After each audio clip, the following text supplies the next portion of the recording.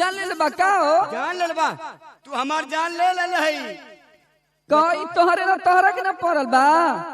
हाई हाँ अरे सारा हमारे पड़ल है औरी का ये बता 3 महीना में लड़का कैसे भयल कैसे भया भले 3 महीना मर बिया हमारा भल 3 महीना बिहवा तब वो 6 महीना में अरे 3 महीना का बबुआ बा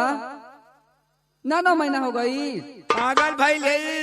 हम अपन खाली जोड़ब अरे 3 महीना रुक एक फैसला प्रधानवा करी तो बोलाए प्रधान जी के वे फैसला करिए प्रधानवा बोला हाँ प्रधान जी के बोलाई ए प्रधानवा प्रधानवा अरे मर्दवा जिता दहली जाता ये बड़ा बेहिसाब रहा था क्या बात है बतावा। अरे प्रधान जी नमस्कार नमस्कार भाई नमस्कार। कब अले हो अरे प्रधान जी खुश रहो। हाँ हाँ तनी हरा सट्टे हरा मारी की तोर का बात है काय में अरवे भाई मारत हवे आय काय मारत है का बात है ये बता चुप अपन लोला बंद कर हमको कहा था प्रधान जी से मारमू अब ना का बात है बताओ गुरु हमसे बताओ फैसला कर दे। ए 3 इंच घिसरा जाएगी अब्बा। अच्छा ये बता खा ले जान जाइए मुँह चुप करिए जौन अब ले ले रहा 3 महीना का लड़का बक्सा सामने के घूमत हिया का बात है बताओ। प्रधान जी देखा हमार बियाह भइले 3 महीना भया तू आर कसम खा के कहा था तू जल्दी चली जा हमन का फैसला कह के घर है तू का पूछला हम तो जाने ऊपर हम के ना वो प्रधान जी तू चल जे बात ऐसा प्रधान के मिली कहा का बात है बताओ। अच्छा ये बताओ प्रधान जी 3 महीना हमारे ब्याह भैल है और तबले कहते 3 महीना का लड़का वो लेके घूमत हिया अब बतावा हम कई मुंह दिखावे लग रहा देखा तोरे काले का मतलब कि लड़का दूसरे का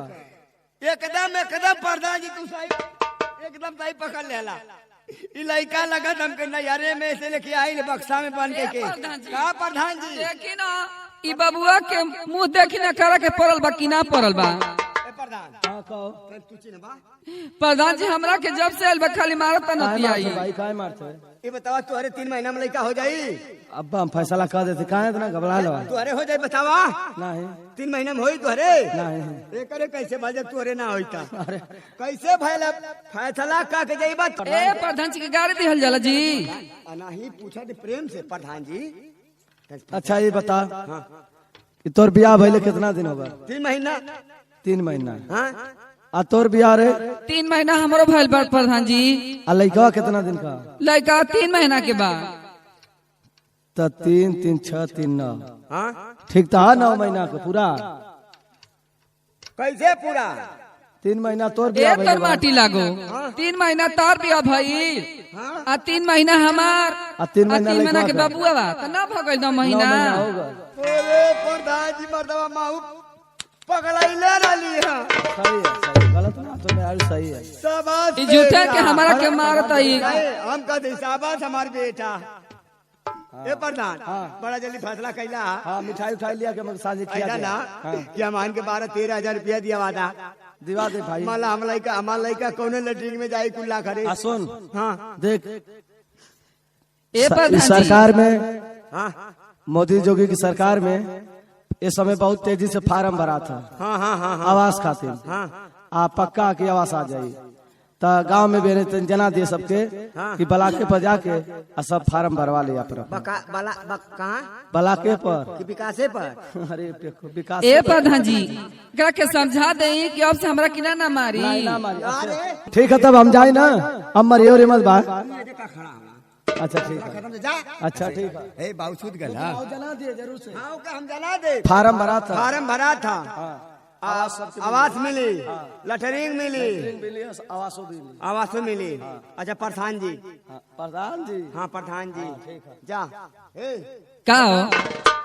बाउसूद गला नहीं हो अभी तो जगते बा ल तनी तू के खिलाला दा जल्दी से एक सुता दे चल जोड़ खाए चल जा खाली हर घरी अंडे बंडे बात करेला तो दे माऊ लइका खिला ले हेलो तोरे लइका बा ना आवा ओ लाल आवा आवा ओ 3 महीना में पैदा इस लाल एक नाम का रखी रे अमरीश पुरी यूरिया और खिया के सयान के दूध पिया के सान के यूरिया खिया के अरे धान के ऊपर बढ़ेला तीना बढ़ जाई धान के नियर ला के चला बजावा आके जल्दी सुता दे हाँ ठीक बा फिर हम मेहनत करत है 3-4 महीना